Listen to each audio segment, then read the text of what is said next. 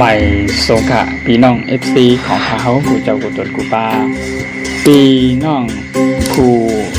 ปั่นแห้งเขาในช่องขาคือตอนกูหลงนั่นนะคะเนาะพี่น้อง FC ของเขาในเมืองไต้ปอดปื้นก็กูองตีค่ะเนาะ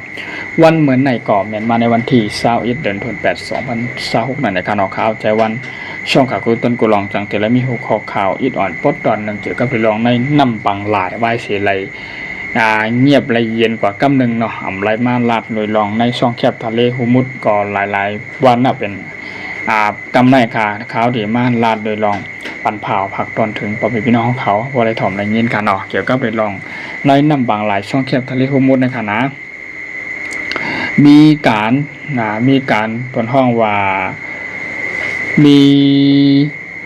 การวางแผนนะครับว่าการวางแผนการเตรียมตัวนะครับภายทั้งอเมริกันเขาในกองทัพเป็นแห่งอเมริกันที่อยู่ในปักตับเขตกุมกำอยู่ในช่องแคบฮอร์มุดในกองออนไลน์มีการเตรียมแผนเปิดตาตีวางสายฮื้อแลตั้งฮื้ออันที่เดียนกว่าเรียนมานั่นง่ายให้มันบ่ได้ง่ายกว่ากับมานั่นก็จะมีภายทั้งกองทัพเป็นแห่งอเมริกันในขณะกองทัพเป็นแห่งอเมริกันในก็ไล่กุมกำแลทิ้งจ่อยอยู่ในขณะบ่ติมและมีผู้เขียนแลอันที่คำว่าหลอดทึกในบางหลายช่องแคบจะได้ข้อมูลอันนี้กันเนาะการได้ผ่านทางอเมริกันเขานั้นได้เตรียมการในรายมาหมกอาทิตย์2 อาทิตย์ละขนมเจ้าเยาก็มีขนาดเฮ็ดเส้นตั้งเปิดตาที่ให้ฮืดเรียนกว่าเรียนมาไรนะครับฮืดอันเรียนการเรียนมาได้อยู่ที่ฮืดอันต่างน้ำมันในขนาดเป็นฮืดอันต่างน้ำมันต่างแก๊สต่างน้ำมันในขนาดเปิดตาที่ส่งออกเรียนกว่าเมืองนะคะเนาะเฮกังปันเห็มก้ากำไหนมาลาดถึงเลยลองอเมริกันแน่ลาดถึงเลยลองอิหร่านว่าลาดถึงเลยลองอิหร่านว่าอย่าไปมายุ่งอย่าไปมาเก้านะคะเนาะเกาค่าเป็นในนาทีกุ้มกำเขตของนาทีกุ้มกำของเกาค่าก็ได้ตุ้ยถึงเลยลองเฮืออันเดียนตรงต่างน้ำมันในค่ะเนาะป้อมนั้นก็น้ำมันในแค่ดิขึ้นน้ำในแค่ดิกากว่าแท่งนั้นมันลดน้ำมันกานะคะที่เป็นดีเซลน้ำมันอันปลาน้ำมันอันที่เชียงนำไปพวกนั้นน้ำมันรูดกาต่างของในขนาดนอนต่างเข้าต่างของต่างนักในขนาดนอนโปรมาลาดโดยลองน้ำช่องแคบตาในบางหลายน้ำช่องแคบทะเลคมบุดันก่อมาเกี่ยวข้องจอมเลยลองที่เป็นน้ำมันรดน้ำมันกาขนาดมันดีเฮ็ดให้น้ำมันรดน้ำมันกาในกาขึ้นขนาดนอนเพราะว่าการส่งน้ำมันการต่างเข้าต่างออกมันหยับในขนาดเลยลองในภายตั้งกองทัพเป็นแห่งอเมริกันได้กันไรมีนาทีเฮ็ดหาเส้นตั้งใหม่บ่แต่ได้เรียนกว่าในตา20 ถึง 30 ลำในเรียนการเรียนมาในขณะก็เพื่อว่าต้องต่างน้ำมันขนส่งน้ำมันออกกระติงตีในขณะนั้นผมนั่นก็ในกำผาในเมืองอันขาดน้ำมันก็เต็มมีใจในขณะนอกกำได้ภายทั้งอิหร่านได้ก่อมลาดสังบาสังภายทั้งของทัพเป็นอิหร่านได้ไรมาลาดถึงว่าไล่ใครมากกับมากใครผ่านก็ผ่านได้อยู่อันเตว่าต้องเป็นก้นที่อันเกาค่ามักมานว่าฮือลำในก็ให้ผ่านได้กองทัพในก็ให้ผ่านได้ฮืออันเป็นเจือจัดในก็ผ่านได้ไหนก็โดยลองอิหร่านเขาก็เลยมาลาดแลเสียงฮาวเสียงแข็งใส่ทั้งกำหนึ่งว่าฮือลำไหลเสียมบ่าวกำน่ะเมื่อกี้ได้ว่าฮือลำไหลจึงฮือก็ไหลที่อันอาบมาเป็นอาบมาเป็นผู้เขียนต่ออิหร่านนั่นที่ปันเด่นกว่าเรียนมาไหลอยู่ได้เพราะว่าฮืออันมีบนท้องว่าเป็นฮือที่อันบ่หมันแม่นฮืออันตากหมักมือจุนยามาฮืออันปิดเป็นผู้เขียนก็เข้ามาเปิดตาที่ใครหลอดตึกในกองทัพไทยมาหลอดตึกและโทษนะซึกเป็นผู้เขียนต่ออิหร่านนั่นนั่นได้ไหว้ค่ะนะที่ให้เป็นฮือลำนะก็อย่าบอกว่าเกี่ยวกับเลยลองเป็นผู้เขียนของเขานะครับก็ติดตามด้วยนะครับอิหร่านครับไหว้ไผกันเนาะลายม่านลาดแทงกำนะครับผายปูนน้ำนั่นก็ที่เป็นในภูมิจันทร์ในเมืองอิหร่านก็ได้มาลาดแทงกำนังว่าคือไผคาเรียนมาอยู่บ่ว่าเมียนเฮาเนี่ยแต่คืออันเมืองอันเฮาเมียนแล้วเฮาเจ๊กนั้นบ่เข้ามาเนี่ยก็อย่าไปหวังว่าเฮาใจให้นะครับว่าเนาะบ่เป็นฮือต่างลำเนี่ยก็ต้องเป็นฮือที่อันมีไหวอะข้องแหแต่ไรตั้งข้องที่เฮาถึงกะมาไล่เต็มตีเนี่ยว่าเพราะว่าเลยลองฮืออันนำไรอะข้องเขาจะได้เป็นฮืออันเปิ้นเฮาเป็นฮือต่างว่าต่างเมืองในขนาดเนาะได้เป็นฮือผู้เขียนได้เป็นฮือต่างอีหยังฮือต่างเข้าต่างของแล้วก็ดีมีในขนาดเนาะได้บ่ว่าเป็นฮืออันต่างบางมือจุนย่ำหลังของกลางขีปนาวุธนั่นได้แค้นไว้ไกลๆอิหร่านเนี่ยมันดิ่มปัน ป่นที่จัดการกับเดี๋ยวในขณะเพราะเป็นเฮือต่างวันต่างเมืองในก็เพราะว่ามาลุยลองพวกไข่เค็มต่อในกองทัพเป็นอย่างอิหร่านอันอยู่ในเขตกุมกำในน้ำปังหลายท่องเที่ยวทะเลขมุดของอิหร่านนั่นนะครับเพราะว่าคือต่างรับในเรียนเขามานะครับเพราะว่าพวกเมียนลอกไล่มาไหนก็อิหร่านในก็ติดตอบโต้เลยตอบแทนปัดกำเดี๋ยววันในขณะเกี่ยวกับเรื่องในน้ำปังหลายช่องแคบทะเลขมุดในขณะการดีเฮือดีเรียนการเรียนมากในการแล้วก็มันทำดีมีภายดังกองทัพเป็นแห้งอิหร่านในมันมีนาทีกุ้มกำเขตกุ้มกำเขาอยู่ในขณะในน้ำปังหลายช่องแคบทะเลหมดก็ห้ามโดยที่เนี่ยมันก็มีกองทัพอุมานแทงในขณะนอกไปทั้งอเมริกันก็มีกองทัพเป็นแห้งอันไปปัก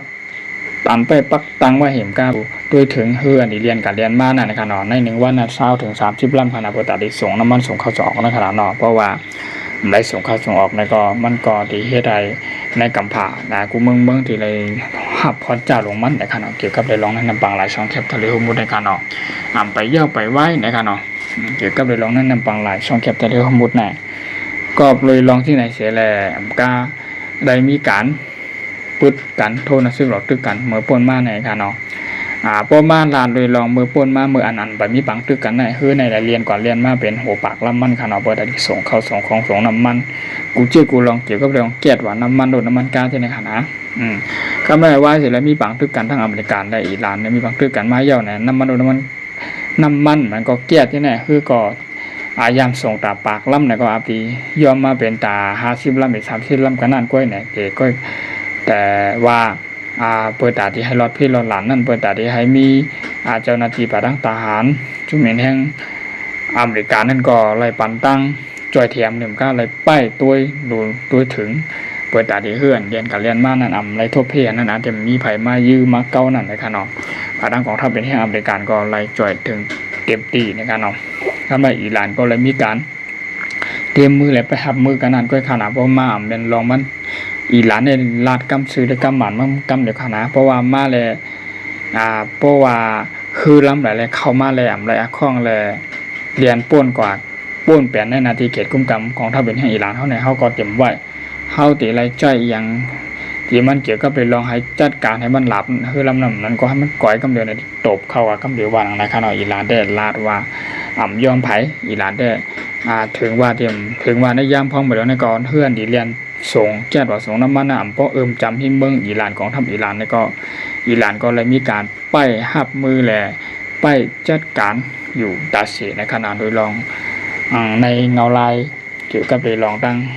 ในน้ำปังหลายช่องแคบแต่ทั้งหมดในขณะที่มีเปลี่ยนปังสุกยุงตึกและเข้ากันอยู่ในย่ามพ้องหมดแล้วในขณะเกี่ยวกับไปลองในน้ำปังหลายช่องแคบแต่ทั้งหมดนั่นก็ขาวกับปกไก่ไหลเอามาต่อแต่ปืนเผาผักตรวจหนึ่งปอมเป็นพี่น้องข่าวขนาดในข่าวคิววงในขณะมีแต่ข่าวต่างเมืองขนาดมีแต่ข่าวข่าวสารบ้านเมืองต่างเมืองในขนาดน้ำปังหลายช่องแคบแต่เดิมบนเนี่ยกึดกว่ากำค่ะกำในขึ้นมาแทง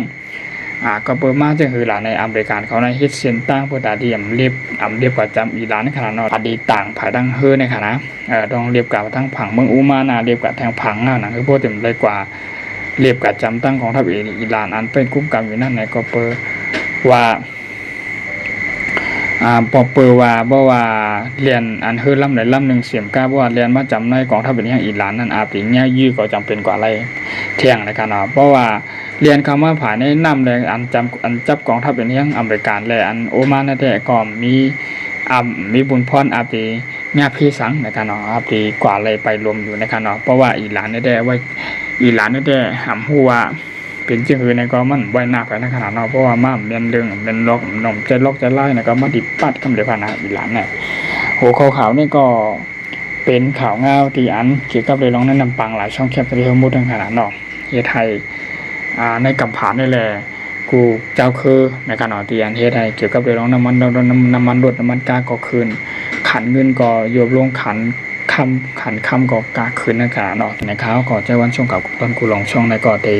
คาดใจหาเกี่ยวกับเรื่องข่าวสารบ้านเมืองอันใหม่อันที่อันลงใหม่ที่อันหนังคือโปรเตเลมาต่อต่างลงไว้บันของชุบของข้าวเปิดตาปอมีพี่น้องเขากูจะจนกูบ้าแหลนในเมืองโดยพอปืนบ่อะไรมาถอมมายินเกี่ยวกับเรื่องข่าวสารบ้านเมืองเนี่ยเงาลั่นออกเมืองนั่นในขนมข่าวใจวันช่วงข่าวกูต้นกูลองในก็เตะคาดใจได้เอาข่าวเกี่ยวกับเรื่องข่าวเงาใหม่ๆได้มาต่างลงปันแทงน้ำในขณะไปมาปันแทงขาเขา เสียกรรมกันนะพ่อแม่พี่น้องเขาแลอย่าลืมเข้ากับกดไลค์กดแชร์กดเห็นบันนะครับเนาะสังเกตว่าเข้ามาที่เข้ามาก็เรียนเข้ามานั่งก็เข้ามากดไลค์กดแชร์กดติดตามบันใหม่แข่งกดไลค์นะครับเนาะตอนดาวันไม่ได้ก่อข่าวจะวันช่องข่าวกุต้นลองช่องแล้วก็ยิงจงพ่อแม่พี่น้องFCของเขากุเจอกุบาในเมืองไทยพอดเปิ้นที่เข้ามาเป็นแห่งอกแห่งใจข่าวเสียงกัดเข้ามาติดตามข่าวสารบันเมืองพันในขนอยยิ่งชมขอบใจนำขนมใหม่สูงค่ะพ่อแม่พี่น้องเขาคุณเจ้าคุณตนคุณป้าขนมใหม่สูงค่ะ